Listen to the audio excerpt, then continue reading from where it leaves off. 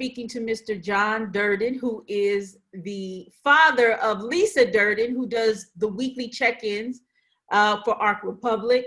About 2 months ago, Mr. Durden was diagnosed with COVID-19. He is one of our elders facing this illness and recovering from this illness. I'm so glad to see you.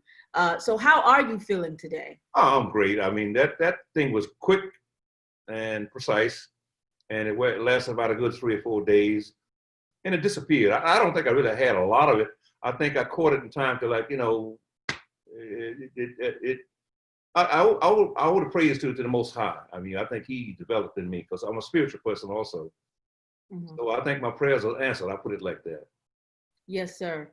So can you tell us? I would like for you to walk us through what it was like going through the whole ordeal. There may be people listening who don't even know that maybe they are experiencing it, or if they do and they have to go to the hospital. Well, you think about dying, you think about a lot of things. You think about a lot of things that you didn't do in life, mm-hmm. and you get mentally you get depressed. It's a very depressing thing, that kind of COVID-19. If you sit in the house and you can't go around anyone, it's very impressive, and it could really give you some ideas about, well, it's just maybe I just should die and let it be over. You know, it's really not a good thing to have that kind of a disease that you can't be around someone. You know. And Mr.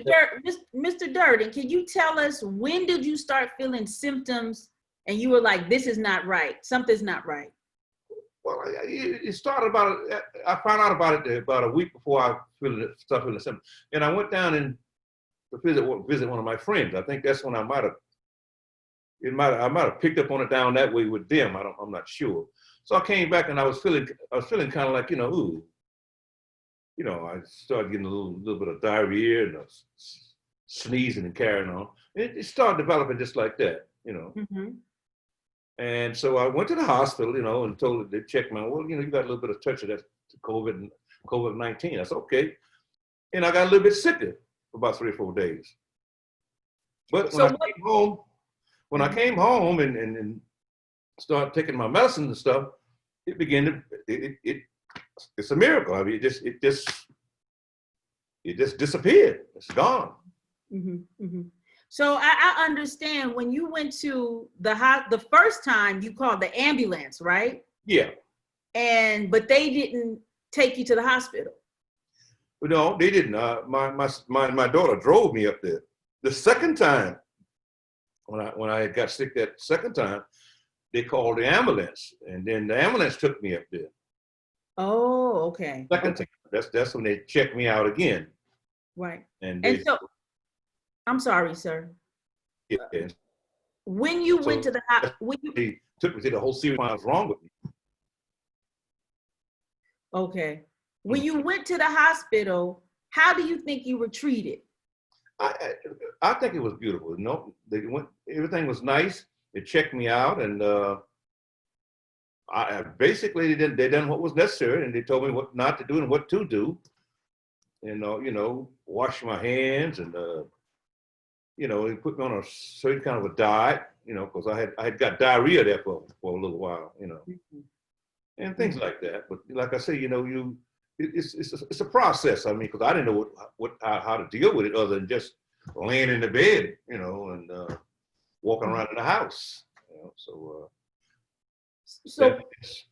yes, yes, that's how it works.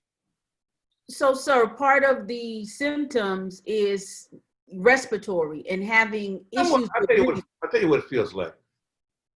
It's kind of respiratory in the sense that you're not comfortable. You're unstable. Mm-hmm. You know, you don't want to eat. You can't sleep. You know, things of that nature. You know, you're just off balance completely. Then after the diarrhea, then I get constipated. It was a complete cycle of all that stuff together, you know, and it lasted about a good 7 days, 7 or 8 days before it began to depreciate, and then I began to come down off of it, you know. what did you do? You took your medicine. Is there anything else that you did or you feel that was done that helped you recover and be strong? Well, I don't want to say I'm philosophic in a sense, but I think prayer is the most meaningful thing you can do in life.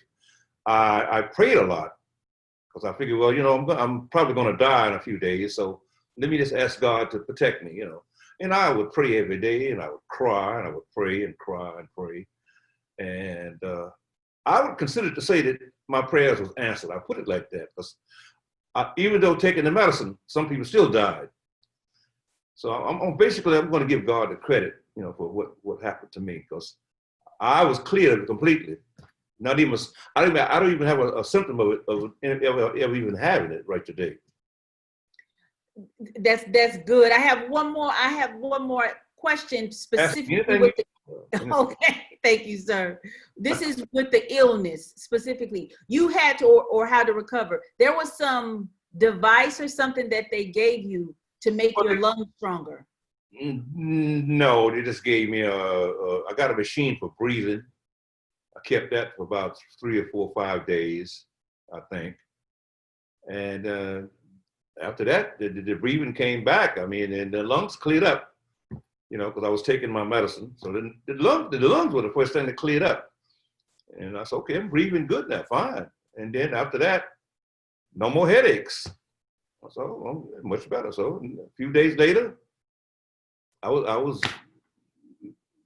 the constipation stayed there for a while. That was the last thing I struggled with, was the constipation. And they gave me something to take care of that, and then that was it. Mm-hmm.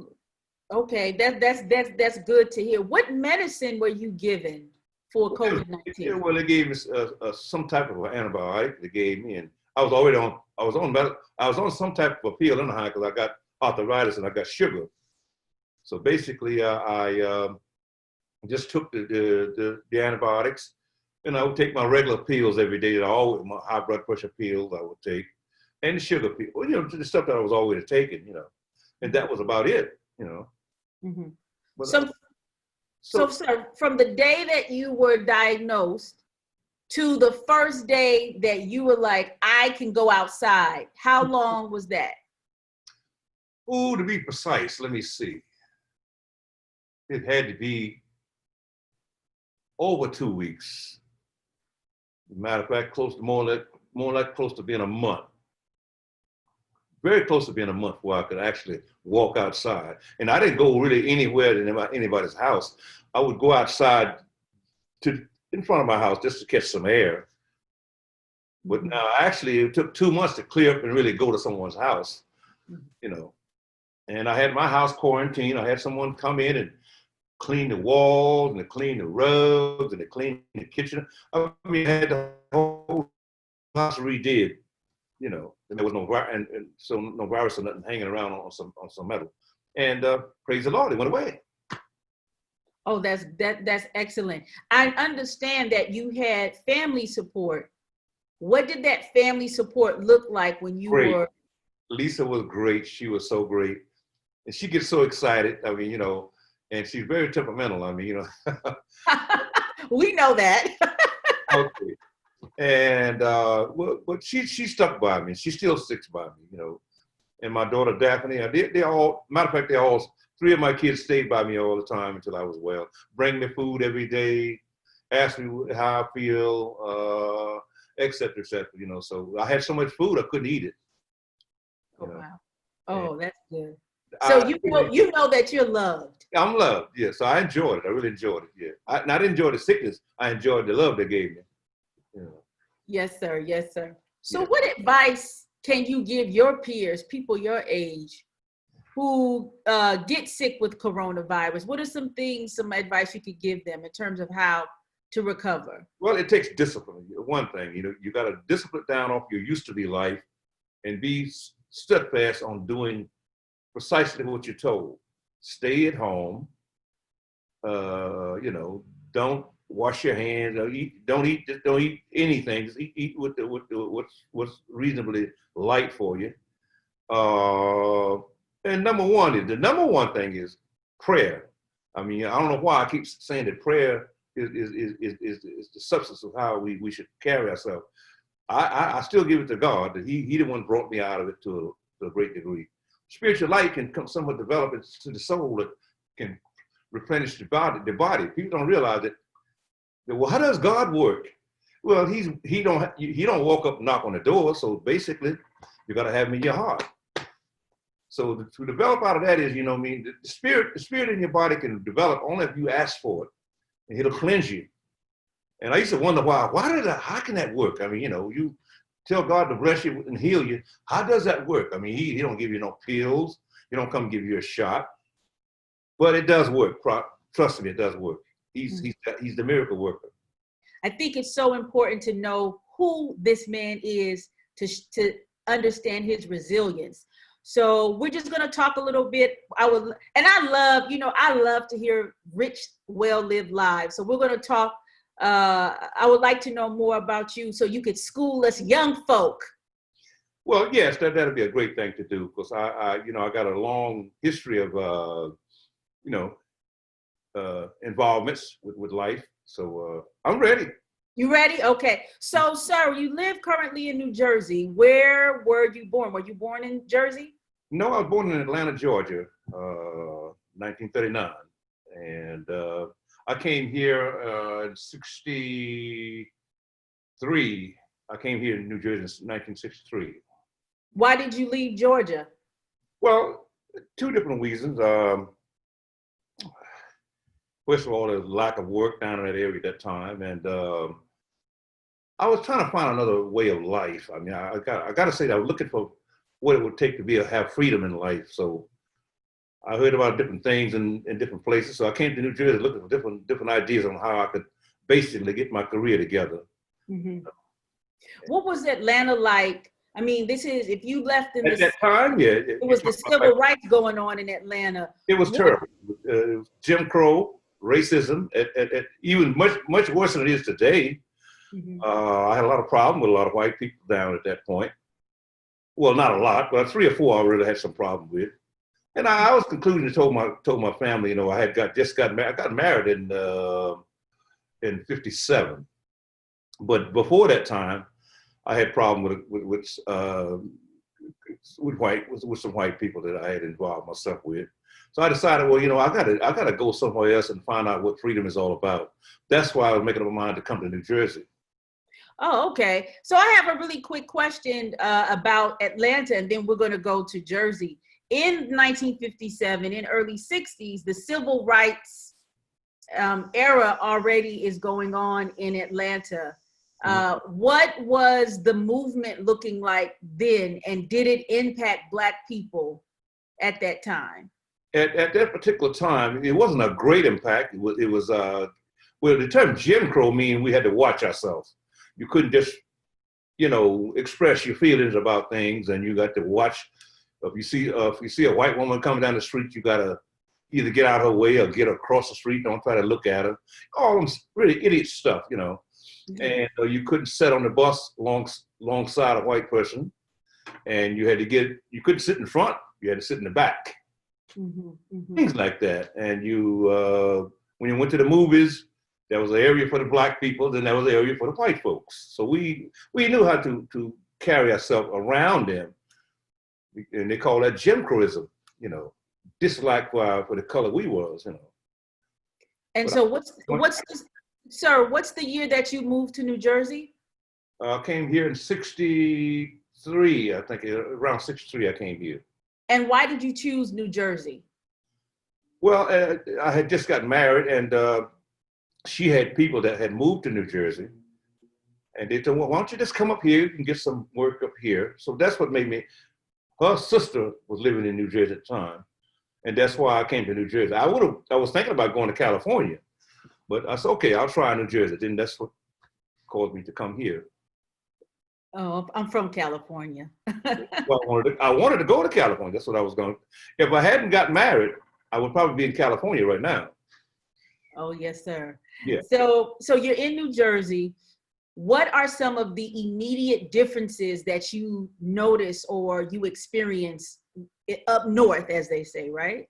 Well, you up here, I kind of, I think I felt more free to be myself, you know, and basically there was no problem with the things I had experienced down in Atlanta. So I kind of thought this is something that I could really, apply myself with. And I kind of ended up liking being in the northern part of the city, even though we had problems here. I mean, it wasn't that great up here, but it was much better than where I came from, So Right, because I was going to. I enjoyed coming here. Oh, okay. Because my father's from Mississippi, Mm-hmm. and my mother is from Louisiana. And when they first left the South, they went to Ohio. Okay. And one of the things that my father said is that even though you didn't have, white men pulling guns on you or feeling like, you could be killed indiscriminately at any time if you're not fully protected. Right. He said that he had issues with finding a job. They had issues with, getting proper housing. What was that like being in New Jersey? Because he said it was a different type of racism. He said it was racism. It wasn't like the South. Right. It was a complete different kind of racism. This kind of racism is up here. Kind of like it wasn't so bad to get used to because it wasn't that bothersome. Now, as far as housing, I mean, we knew there was certain how we could only get cold water flats. You couldn't get places where they had heat. So that's what we lived in, cold water flats. There was no heat there. And you kind of got used to those kind of ways of it as an environment, And then there's certain jobs, you wasn't going to get. So I got a job working in a restaurant, and I got a job working at a couple of factories, and I managed to develop in that, Then, but I went to Glazer School. I went to Glazer School in 1970. That's after King had died, and they go give some black folks some chances to be something, So I joined a vocational school here in Newark. For glazership. And could you explain, because I didn't know, what is a glazer? A glazer is you install, like you see these developers storefronts going up with, they call it glazer, putting up storefront, putting glass into the storefronts, working on cars, or putting door glass in cars.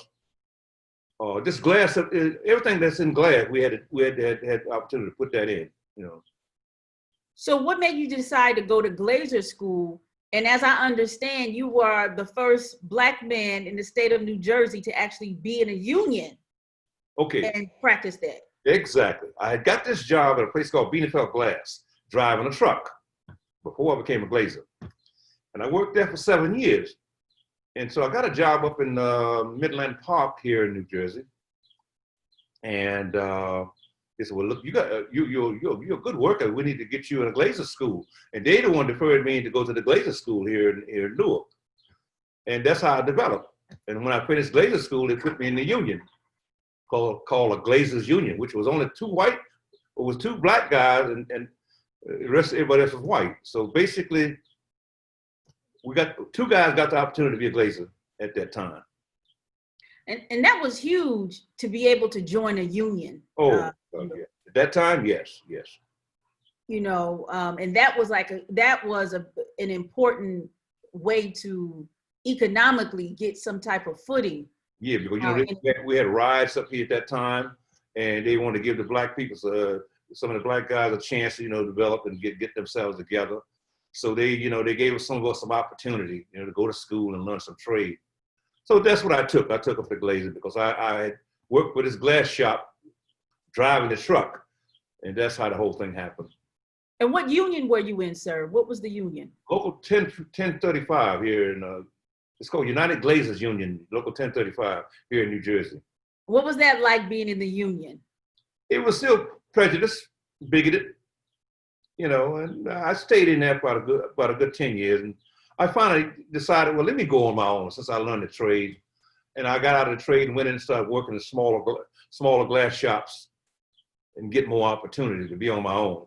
Freelancing, as they call it, Yeah, no, I do understand that, sir. My father ended up being a truck driver and in Los Angeles on the ports. And he experienced so much racism, there from, going to work and being placed in unsafe conditions, to the run of the mill being called certain things. So Yeah.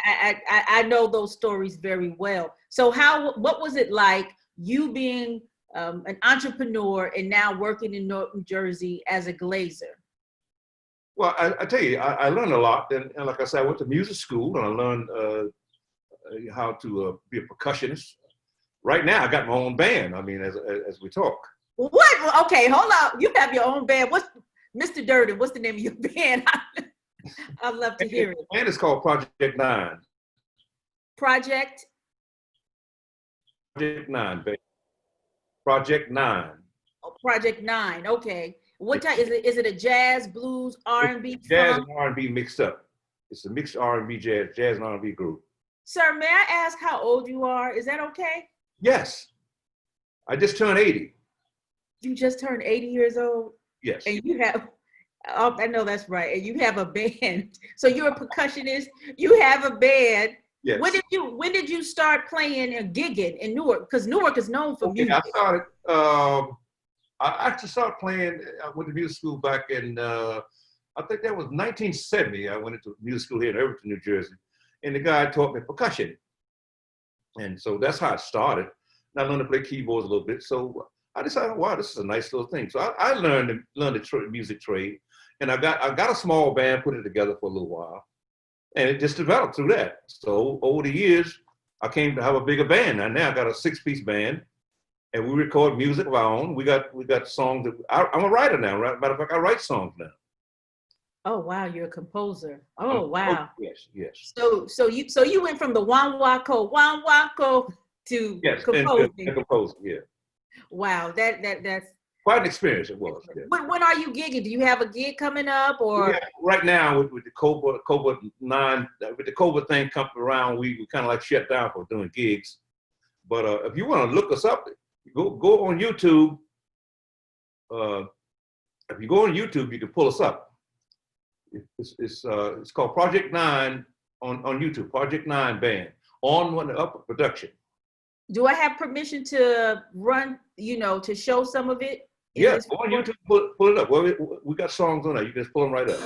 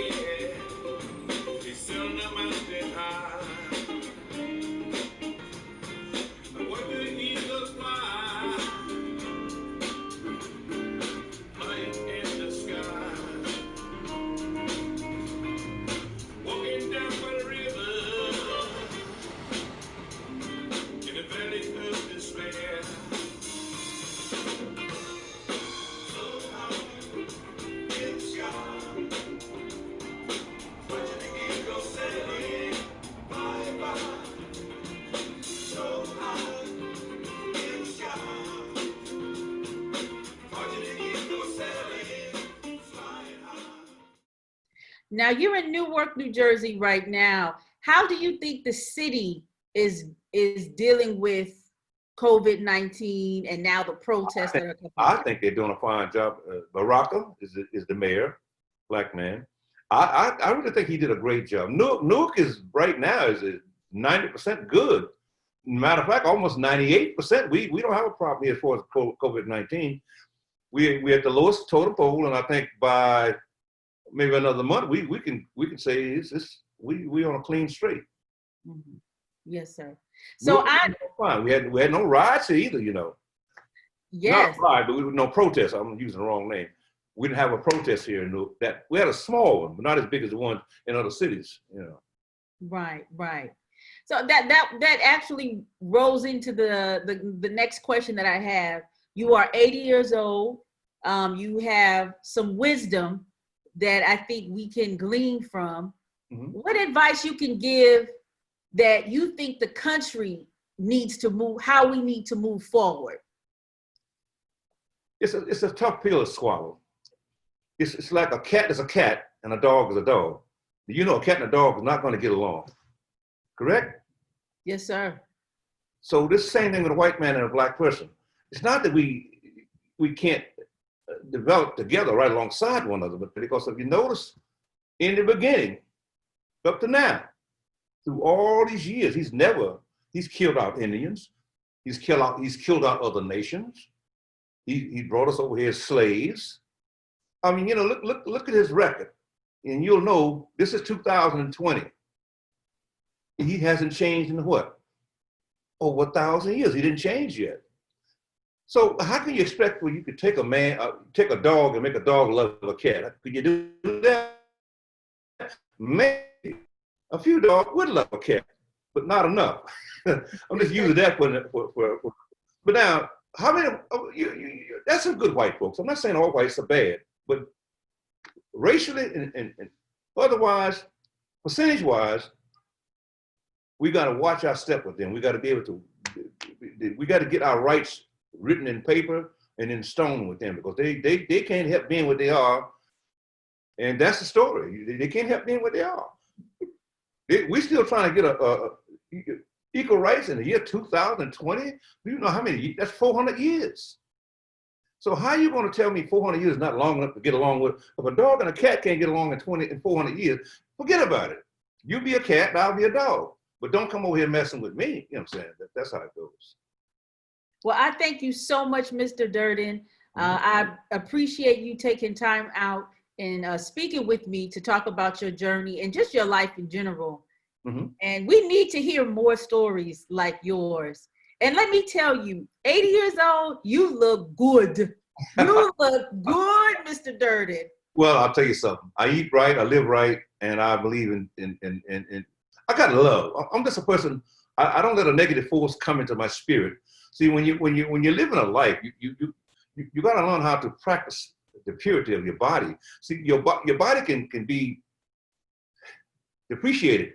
If you got a negative feel all the time, everything upsets you, and you're always mad about something, that negative energy kills the spirit. Then you got more negativity inside of your body than you do spirit. Now, which one is better to have? Spirit. Yes, so you don't realize, if you all the time doing wrong and never doing right, check it out. If you're doing wrong and then the next day you want right to come along and give you an opportunity, right is not going to reveal to that. They said, well, I did right today, but you've been doing wrong for the last 10 years. I mean, you got to understand what your framework is. See, people got to understand you got to set the basics up in life from a young age, or at a certain age before you get too old, and developing the righteous senses. That way, right will prevail, and then that way you won't grow old so quick.